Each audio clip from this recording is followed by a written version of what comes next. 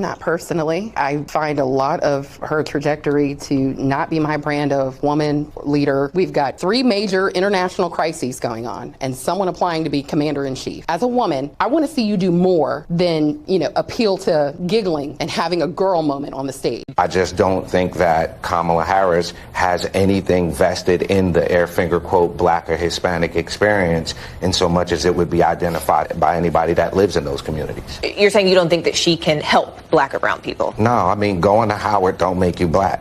Yes, Gov candidate Addul infiltrated MSNBC focus group on mixed races voters to trash Kamala. I didn't realize this. If you've been following this channel, you realize I posted this short clip before. But what I realized after is extremely concerning. A pro-Trump Republican candidate for Congress infiltrated an MSNBC focus group of mixed-race voters to slam Kamala. Addul, a candidate for North Carolina 12th Congressional District and a host of a conservative podcast, appeared alongside 5 others in a segment with MSNBC host Rogan. What I pointed out in that debate stage in the 2020 campaign was her hypocrisy. It was how she was saying one thing and doing another, how she was prosecuting people for smoking marijuana and laughing about it when she was asked about it on a radio show. And I think this goes to the heart of many of these different issues that we're seeing now that Kamala Harris is trying to hide from voters, is how she says her position is one thing, but her actions and her record show exactly the opposite. And you can point to that on issues related to the economy, issues related to freedom of speech. She says she stands for freedom of speech, and yet, as we've seen time and time again, her and Joe Biden have taken actions both directly and indirectly to censor free speech. Most recently, I can point to my own experience of this, of how the Harris-Biden administration have added me to a secret domestic terror watch list the very day after Kamala Harris was endorsed by Joe Biden, and I was on TV and warning the American people about what I saw as the dangers of a Kamala Harris presidency, taking action that was clearly political retaliation. They've done this to a lot of different people, which points to how dangerous it is to have people in power so willing to abuse that power to go after political opponents. Yes, Tulsi Gabbard is doing the right thing, calling this out on CNN, though they are not comfortable with the fact that he is just saying the truth on what they are doing. When you take a look at Tulsi Gabbard way back debating Kamala, we saw what she did, trashed her like never before. Reason you see her coming out to endorse Trump and working with Trump to prepare for this debate put Libras into panic. We saw recently Kamala coming out to say, oh, we want microphones to be on. So to provoke Trump to say some ridiculous things so the media can carry on, and ABC refused that. We will continue to follow through with the old rules. Vice President Harris's Thanks, campaign Dana. manager released a memo this morning saying they expect former President Trump to be a, quote, formidable opponent on the debate stage. Do you think Kamala Harris will be a formidable opponent as well? And how is the former president preparing to debate her? Yeah, I think Kamala Harris has a lot of experience. She is not to be underestimated. President Trump and Vice President Kamala Harris have very different records. This is a unique situation where we have 2 candidates who have served at the highest offices in the land. President Trump, 4 years as president. Kamala Harris, now almost 4 years as vice president, working alongside President Biden. And so this will be an opportunity for voters to look at and compare and contrast those records. If I can be helpful to President Trump in any way, it really is just in sharing the experience that I had with her on that debate stage in 2020, and frankly, helping to point out some ways that Kamala Harris has already shown that she is trying to move away from her record, move away from her positions, and how that contradicts the positions and statements that she is making now that she is the Democratic nominee.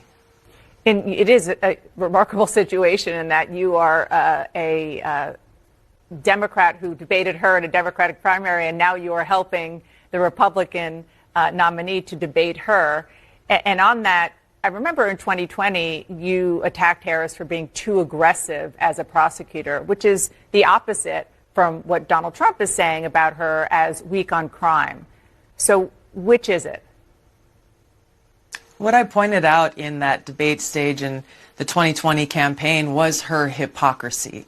It was how she was saying one thing and doing another, how she was prosecuting people for smoking marijuana and laughing about it when she was asked about it on a radio. Take a look at this tweet. Trump campaign has accepted these rules per Tuesday email to ABC review by the Post. Kamala campaign has not yet accepted this rule as they seek to unmute the microphones for the entire debate. This is Kamala saying this. Donald Trump is surrendering to his advisors who won't allow him to debate with a live microphone if his own team doesn't have a confidence in him. The American people definitely can. We are running for president of the United States. Let's debate in a transparent way with the microphones on the whole time. That is Kamala putting this out. When it was Biden, this person, no microphone. They set the rules. Trump was like, oh, okay, I will go by the rules. Now, let's follow through the rules. Kamala came in because she's planning to interrupt Trump like she did to Mike Pence here, thinking that will work. Let's follow the same rule. Now she wants to back out, panicking. I'm sorry, I am so tired of the tens of thousands of just hard fours online being like, I'm voting for her because he's going to strip all of our rights away as a woman. I can't do that as a mom and a da. What rights, babe? What rights?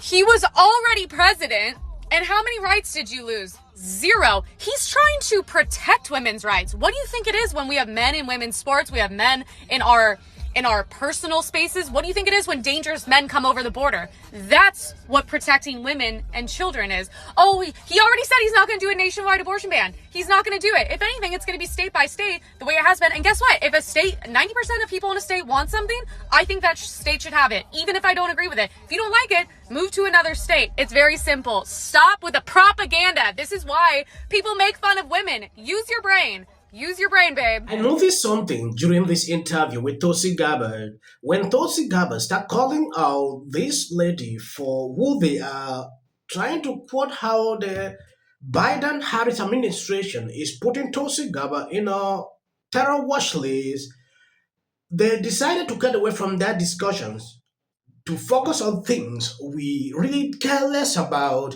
That is to tell you one thing with the mainstream media.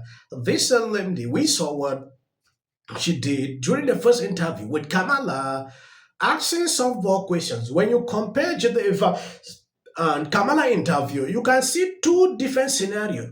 She was very hard on Jedeva. With Kamala, the lady was soft. That is to tell you how these people behave on a daily basis, which to me is clearly insane. All right, open your boxes. You get a pardon, and you get a pardon, and you get a pardon. Everybody gets 15 when they all loved him. Yeah, that's right. Played that the other day. It's fantastic. It's nuts. Yeah.